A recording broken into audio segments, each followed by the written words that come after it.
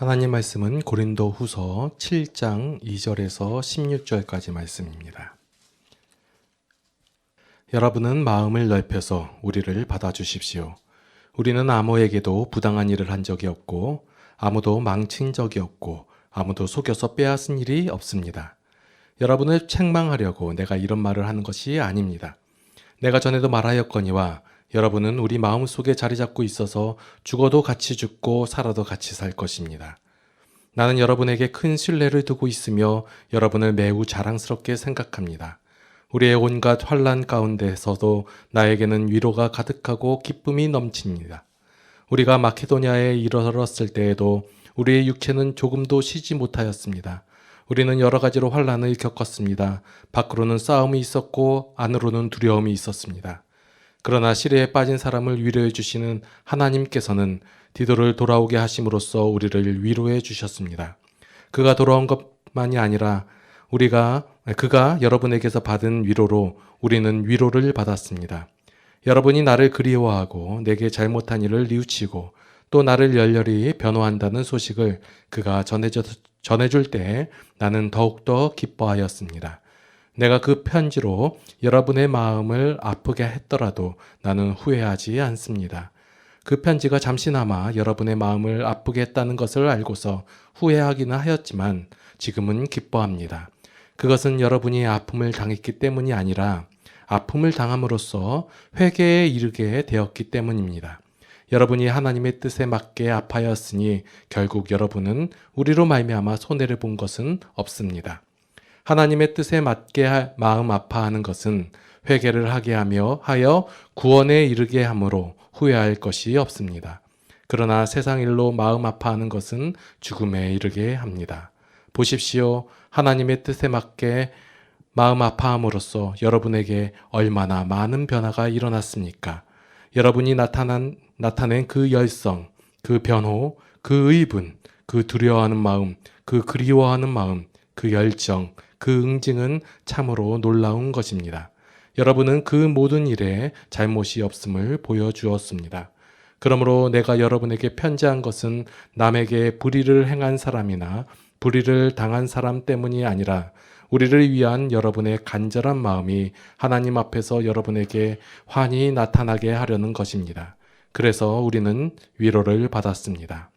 또한 우리가 받은 위로 위에 디도의 기쁨이 겹쳐서 우리는 더욱 기뻐하게 되었습니다. 그는 여러분 모두로부터 환대를 받고 마음의 안정을 얻었던 것입니다. 내가 여러분을 두고 디도에게 자랑한 일이 있었는데 여러분이 나를 부끄럽게 하지 않았습니다. 우리가 여러분에게 모든 것을 진실하게 말한 것과 같이 우리가 여러분을 두고 디도에게 말한 자랑도 진실한 것으로 드러났기 때문입니다. 디도는 여러분 모두가 두렵고 떨리는 마음으로 자기를 영접하고 순종한 것을 회상하면서 사랑하는 정을 더욱더 여러분에게 기울이고 있습니다. 나는 여러분을 온전히 신뢰할 수 있게 된 것을 기뻐합니다. 아멘. 새 번역으로 들으니까 개역 개정으로 볼 때하고 조금 받아들이는 게 편할 것 같습니다.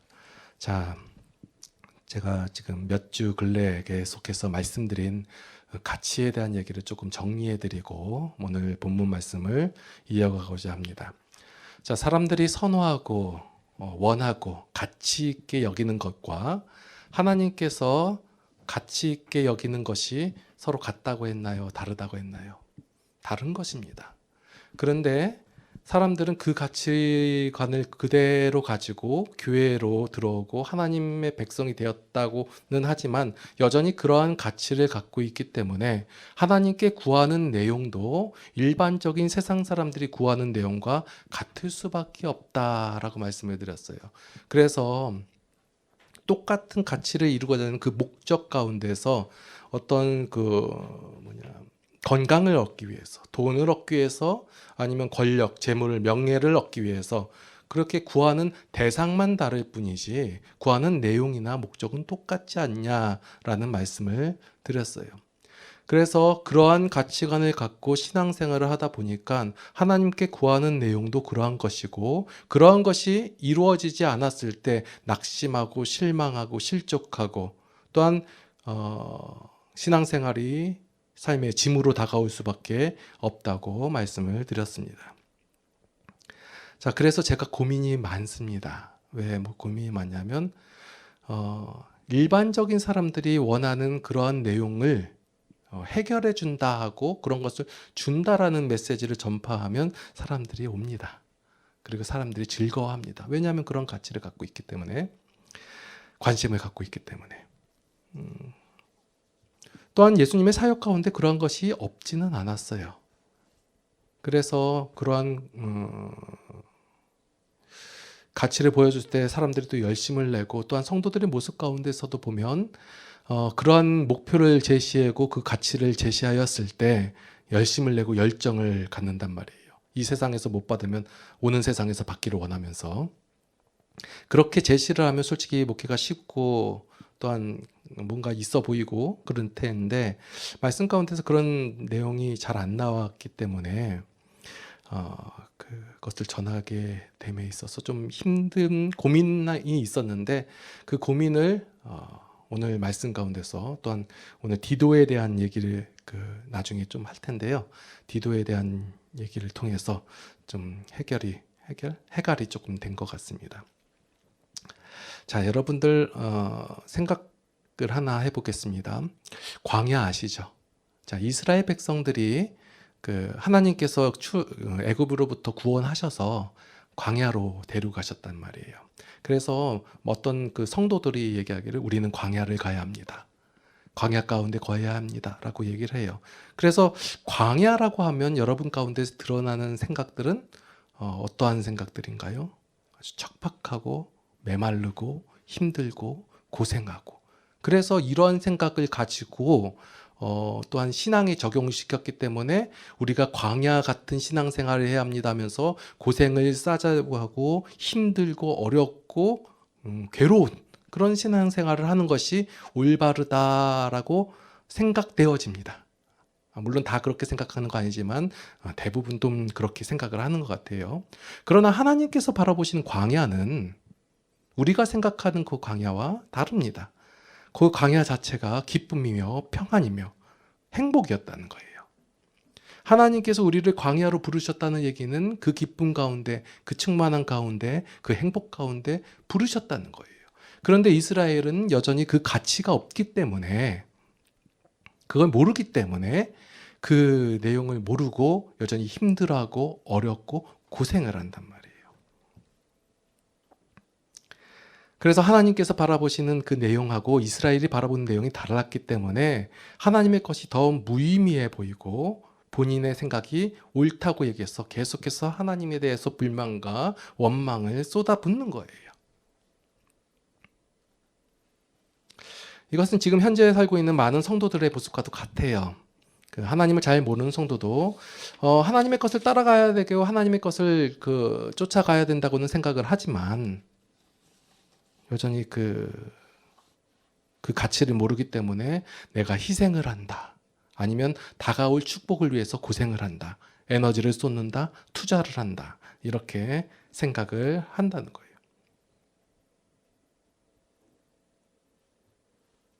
자, 그렇다면 여기에 대한 해답을 찾기 위해서 우리가 예수님의 공생애하고 바울의 생애를 한번 살펴볼 필요가 있어요.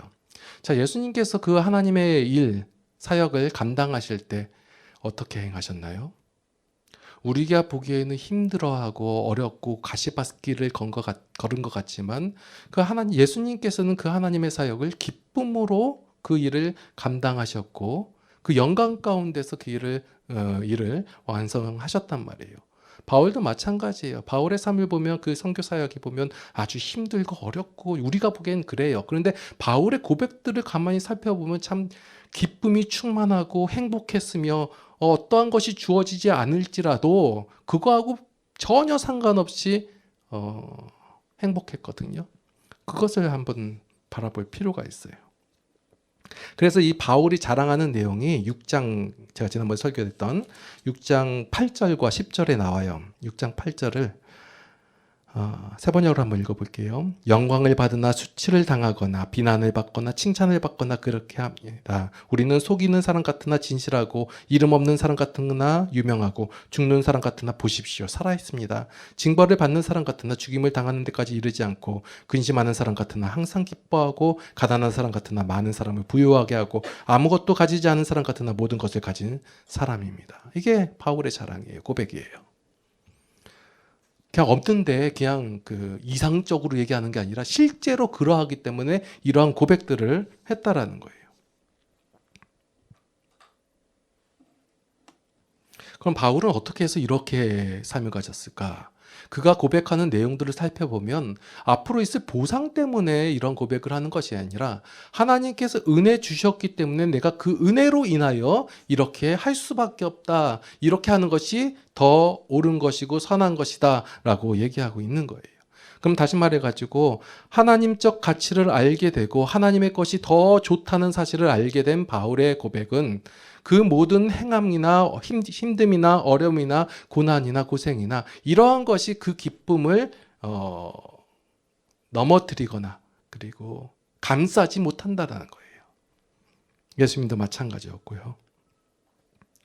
자, 그러면 우리가 이제 제가 말씀 이제 읽어가면서 말씀드리는 내용이 무엇이냐면 하나님께서 이스라엘 백성을 어떻게 대하셨고 과연 우리들을 어떻게 대하고 계신가를 한번 살펴볼 필요가 있는 거예요. 자, 하나님께서 역사하시고 일하시고 난 다음에 이스라엘 백성들에게 율법을 주셨지 율법을 주시고 난 다음에 하나님께서 일하시고 역사하신 것이 아니에요. 자, 출애굽기 내용만 보더라도 하나님께서 애굽 가운데서 그 놀라운 이적들을 행하시고 이스라엘 백성들을 구원하셔서 하나님의 백성으로 해가지고 광야로 같이 가셨단 말이에요. 구원하신 그 내용을 살펴봤을 때 하나님께서 일하시고 역사하시고 그 이스라엘에게 너희는 뭐 하라고 했어요? 자, 홍해 앞에 있었을 때 그 하나님께서 그 모세에게 말씀하셨죠. 너희는 가만히 있어서 내가 하나님 됨을 너희는 볼지어다. 그냥 보라 이거예요. 그리고 나서 구원하시고 하나님께서 백성 삼아주시고 너희는 내 백성이다 라고 알려주시고 역사하신 이후에 시내산에서 율법을 주셨다는 거예요. 하나님께서 행하심의 결과가 있은 이후에 이스라엘 백성이 그 결과를 누리면서 살라고 율법을 주신 거예요. 율법을 이스라엘 백성들이 총 뭐 365가지로 해가지고 지키지 말 거 365가지, 지켜야 할 거 248가지 이렇게 구분해가지고 막 했거든요. 그런데 요 내용을 압축해서 하면 하라는 거 하고 하지 말라는 거 하지 말라는 거예요. 좀 더 압축하면 너희 하나님을 사랑하고 이웃을 사랑하라 라고 되어 있는 거예요. 이 내용은 하나님의 백성이 된 자들은 할 수 있다라는 거예요. 그래서 그 결과를 너희들이 누리면서 살아라 라고 율법을 주신 것이에요. 자, 오늘 본문의 처음 부분에서 바울이 고린도 교회 성도들에게 마음으로 우리를 영접하라 라는 것은 사도 바울이 내가 너희 교회를 세웠고 너희는 그냥 성도니까 그냥 당연히 그 목회자 된 바울을 영접하라 이렇게 얘기하는 것이 아니라 이렇게 말할 정도가 되려면 바울이 그 말을 하기 이전에 얼마나 그 고린도 교회 성도들에게 마음과 열정을 다하여 그들을 위하였는지가 선행되어야 한다라는 것이에요.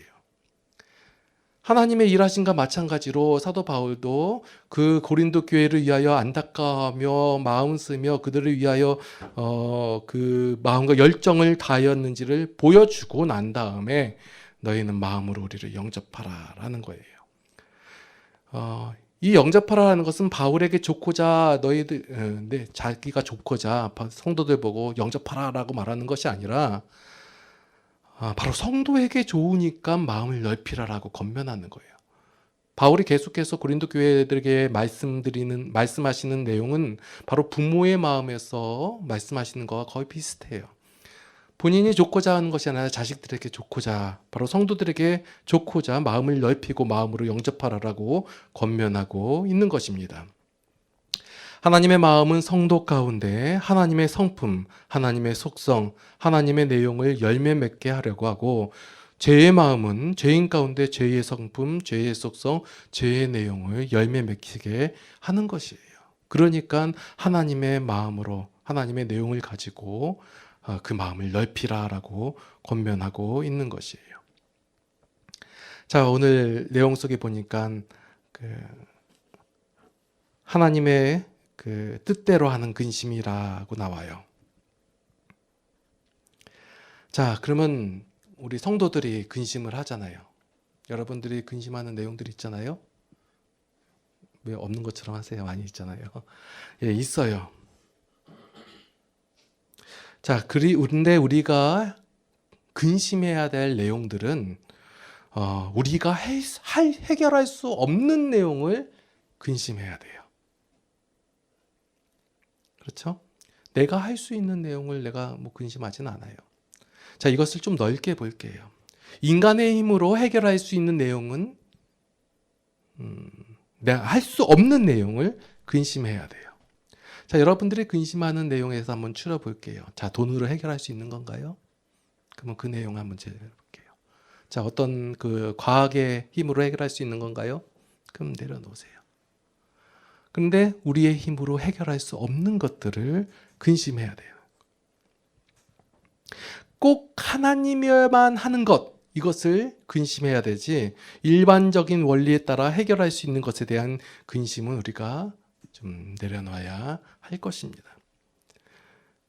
자, 오늘 본문에 보니까 사도 바울이 하나님의 마음과 원리대로 따라가다 보니까 근심이 생겼다라는 거예요. 성도가 하나님의 뜻을 따를 때 왜 근심이 생길 것일까요? 하나님의 뜻을 따르면 다 꽃길만 있어야 되고 좋은 일만 있어야 되고 근심 걱정이 없어야 되잖아요. 그런데 사도 바울 보니까 근심을 했대요. 또 성도가 하나님의 뜻을 따라 행하다 보니까 근심이 생긴대요. 왜 근심이 생길까요? 그 이유는 죄에 대해서 저항심이 생기기 때문에 그 저항심으로 인하여 충돌이 되어서 근심이 생긴다는 거예요. 원래 인간은 죄에 대해서 저항심이 없어요. 제가 말씀드린 죄는 죄의 결과 현상을 말하는 것이라 근본적인 죄를 말하는 거예요. 하나님을 거부하고 하나님을 인정하지 않고 하나님을 바라보지 않는, 하나님의 자체에 대해서 아예 생각지도 않는 이 죄를 얘기하는 거예요. 그래서 하나님을 바라보고자 하고 하는 하나님의 가치를 바라보고자 할 때 그때 죄와의 충돌이 일어나면서 근심이 되어진다는 거예요. 죄에 대하여 오직 충성만 할 줄 아는 신실한 죄의 종인 인간이 이제 하나님에 대하여, 죄에 대하여 근심이 생긴 것이에요. 단지 나쁜 일을 하지 않는 것이 아니라 죄의 근본적인 문제인 하나님을 거부하고 인정하기 싫어하는 것을 이제 안 하고자 하는 거예요. 이러한 것은 내가 이루어진 것들을 내가 했지라는 것, 그리고 인생 가운데 하나님의 역할이 별로 없어 보인다고 헤어질 때, 또한 하나님의 찬양함이 내 속에서부터 안 나올 때, 그때 하나님의 뜻대로 하는 근심이 나오는 것이에요. 이것은 단지 도덕성이나 잘잘못에 대한 근심이 아니에요. 근데 기독교가 여기서 조금 올라가야 되는데, 다 저기 도덕성 문제하고 잘잘못 가지고 따르고 있단 말이에요. 고린도교 전서를 살펴볼 때도 고린도교의 문제의 대부분이 뭐예요? 도덕성 문제하고 잘잘못 문제였단 말이에요. 근데 사도 바울의 마음은 안타까운 마음에 그것을 옳고 그르다라는 시비를 나누는 것이 아니라 너희가 하나님의 뜻에 따른 근심을 해야지 라면서 말을 하고 있는 거예요. 다 이루어진 나의 힘, 나의 노력으로 되었는데 이것이 내 힘으로 됐다는 것이라고 여기고 싶을 때, 인생 가운데서 내가 하는 일이 99%면 하나님이 하는 일은 한 1%밖에 안 되지라고 생각하고 싶어질 때, 하나님을 찬양해야 된다고 하는데 이것이 의무적으로 나오는 것이지 내 속에서 기뻐함으로 나오는 것이 아닐 때, 이럴 때 고민이 되고 근심이 되는 거예요. 성도로서 얼마나 고귀하고 아름답고 화목하게 할 수 있는 능력을 가진 자가 되었다는 것이, 그것을 아는 것이 힘이라는 거예요. 그런데 그 성도가 나타내는 것이 일반적인 사람과 별반 다름이 없는 것에 대한 고민이고 근심이라는 거예요. 이러한 근심을 이제 너희가 해야 되지 않겠느냐라는 거예요. 제가 그래서 지금 여러분들이 고민하고 있는, 근심하고 있는 내용이 가볍다라고 말하는 것이 아니라 그런 것은 중요하고 힘들고 어려운 얘기고 하나님의 도우심을 구해야 되는 내용들이에요. 그런데 거기서 하나 더 우리가 하나님에 대한 가치를 살펴보고 하나님에 대한 하나님의 뜻에 맞는 근심을 해봐야 할 필요가 있다라는 거예요. 그렇게 행할 때 근심이 되어진다라는 거예요. 우리가 하나님의 뜻을 생각하고 하나님의 가치가 옳다고 세워질 때 비로소 그 근심이 시작된다는 거예요. 다 똑같은 근심이 아니라, 제가 말씀을 잘 전하고 있는지 모르겠어요. 이 사람도, A라는 사람도 근심하고 있고 B라는 사람도 근심하고 있어요. A라는 사람이 근심하는 내용은 인간의 힘으로 해결할 수 있는 근심들이에요. 그런데 B라는 사람이 근심하는 내용은 하나님의 마음을 품었기 때문에, 하나님의 마음을 가졌기 때문에, 하나님의 마음을 넓혔기 때문에 나오는 근심이에요. 내가 하나님의 마음으로 행해야 되는데, 이것이 모두 하나님의 것이라고 하고 하나님께서 행하신 일이 맞는데 내 것이라고 말하고 싶어하는 근심. 내가 하나님을 바라보고 하나님께 그 마음을 표현해야 하는 것이 옳은데 그 마음이 안 일어날 때 나타나는 근심. 하나님의 가치가 훨씬 더 좋다는 사실은 알지만 그것이 실제적으로 나한테 다가오지 않을 때 나타나는 근심. 이것을 얘기하는 거예요. 사도 바울은 이것을 얘기하고 있어요. 그래서 그 하나님의 마음에 의해 생긴 죄에 대한 근심은 결국 역사를 이뤄낸다라는 거예요. 어떤 역사를 이뤄내냐면 죄를 싫어하고 죄를 피하게 되는 역사예요. 자, 여러분들은 여태까지 어떻게 배우셨냐면, 저한테 배운 내용이 아니고 일반적으로 배운 내용이 뭐냐면, 우리가 죄를 지으면 안 된다. 구약 율법에서 나온 내용들이 이런 내용들이에요. 하지 말아라. 그리고 해라. 이 얘기예요. 하나님께 예배 드려라. 하나님께 제사를 드려라. 그리고 너희가 악한 일을 행하면 안 된다. 이 얘기예요. 그래서 그 율법을 주신 이스라엘 백성들에게 주셨잖아요. 그럼 그 이스라엘 백성들이 그 율법대로 행하며 살았던가요? 못한다예요. 안 된다예요. 하고 싶은데 안 돼요. 누가 몰라요? 해야 될 거 알고 하지 말아야 될 거 알잖아요. 그런데 안 된단 말이에요. 그러한 백성들에게 핀잔하거나 왜 못하냐고 질책하거나 비난하거나 하지 아니하시고 하나님께서 그 따뜻한 마음으로 다가오시는 내용이에요. 할 수 없지. 그러니까 내가 해줄게.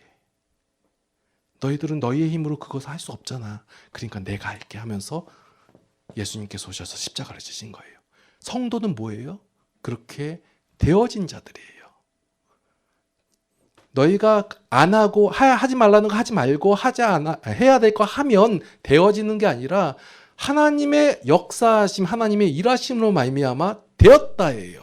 너희가 그러한 존재고 그러한 가치를 가진 자들이니 이제 하나님을 바라봐서 여전히 인간적인 생각과 죄의 기준을 가지고 살지 말고 이제는 하나님의 것을 바라보면서 그것이 훨씬 더 좋은 것을 인정하면서 살아가라라는 거예요. 죄의 마음으로 행하는 것보다 이제는 성도는 하나님의 마음으로 행하는 것이 훨씬 더 수월해져요. 분노를 품고 있는 것보다 용서하는 게 낫고 원수 맺는 것보다 사랑하는 것이 훨씬 더 낫습니다. 우리가 이렇게 되려고 하니까 힘든 거예요. 우리의 수준과 상태는 여전히 죄를 따라가고 죄를 선호하고 있는데 아닌 것처럼 행동하니까 힘든 거예요. 그래서 갈등이 생기고 고민이 생기고 어려운 거예요.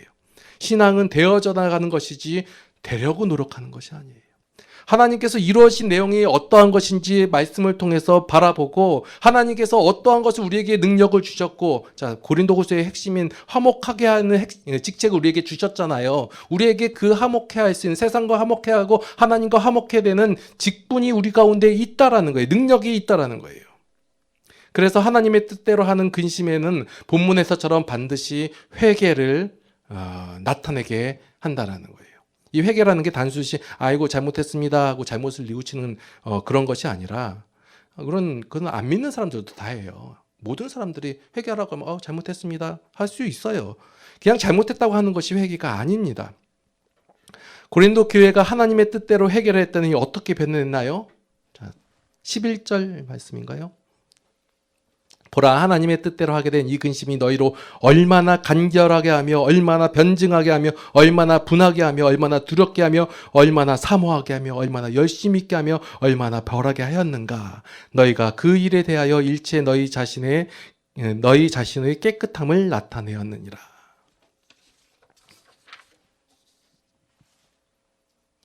진정으로 애통하며 회개해 동일한 잘못을 다시 범하지 않는 대신에 하나님의 의와 나라를 구하는 일에 매진하려고 간절히 소원하고 열심을 내게 되었다고 한다는 거예요.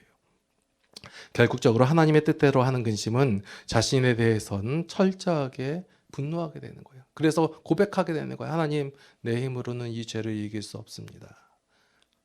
그전에는 할 수 있었어요. 죄를 이길 수 있을 것 같아요. 내 능력을 할 수 있을 것 같아요. 어떤 그 묵상을 하고 고행을 하고 어떤 노력을 하면 죄에 대해서 이길 것 같았어요. 그런데 아닙니다. 하나님의 뜻대로 하는 근심을 하다 보니까 하나님만이 이 일을 해결할 수 있다는 걸 알게 되었습니다. 그리고 고백하는 거예요.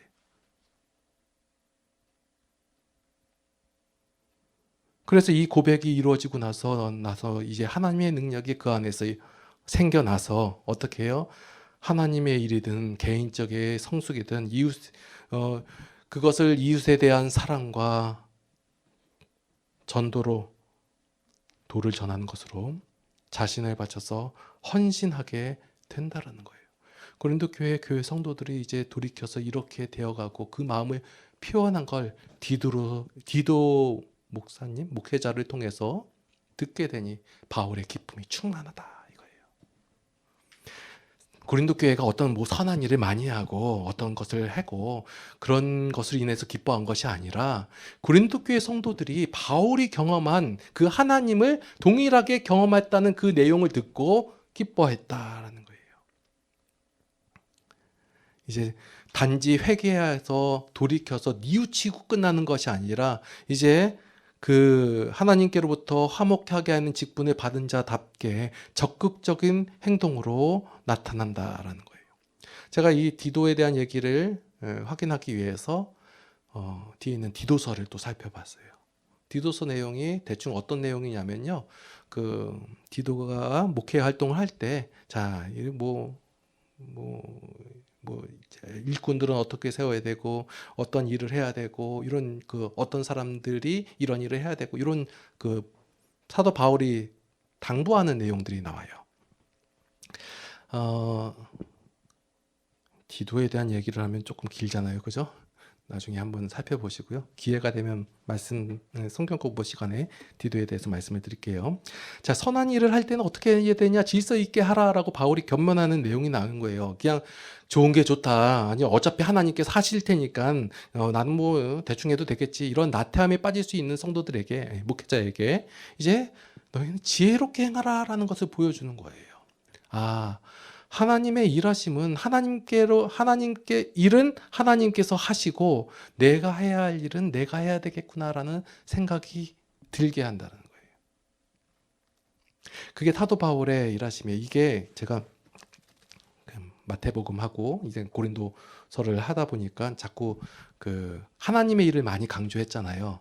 그 하나님이 하시는 일을 왜 강조했냐면 자꾸 여태까지 인간이 하는 일을 강조했기 때문에 그래요. 그래서 하나님께서 일하시는 일을 강조를 하는데 또 이거 제일 잘못 전하다 보면 그러면 하나님께서 다 하시지 나는 아무것도 안 해도 되네. 맞는 말이긴 하지만 이게 하나님의 마음을 품게 되고 하나님의 마음을 넓히게 되고 하나님의 뜻에 맞게 근심하게 되면 내가 그 모든 것을 내어 놓는다 해도 그것이 전혀 나에게 손해가 되지 않고 내가 이루어야겠다는 부담은 없는 채 내가 그 일을 행하게 된다라는 거예요. 기도하시겠습니다. 하나님의 은혜에 감사를 드립니다. 그전에는 하지 않아도 되는 근심이 저희 가운데 있습니다. 내가 사랑이 좀 부족합니다. 이 일을 내가 했다고 할 수 있는 그런 교만이 나오고 싶은데 하나님이 하셨는 게 맞네요. 라는 근심을 하게 됩니다. 저 사람을 더욱더 잘해주고 싶은데 이게 잘 안 나오네요. 내 마음이 그렇게 평탄치 못합니다. 이런 근심을 하게 됩니다. 이러한 근심을 하게 하신 하나님 감사를 드립니다. 우리가 이제 하나님의 것을 더 알고 하나님의 심정과 마음이 우리 가운데 있어서 이러한 근심을 많이 하게 되는 우리 모든 성도들이 되게 하여 주시옵소서. 이제는 우리 주 예수 그리스도의 무한하신 은혜와 하나님 아버지의 극진하신 사랑하심과 성령님의 감화, 감동, 교통, 인도, 보호, 역사하심이 이제 하나님의 뜻대로 근심하기를 원하는 모든 성도들 머리 위에 이제로부터 영원토록 함께 하시옵기를 간절히 축원하옵나이다. 아멘.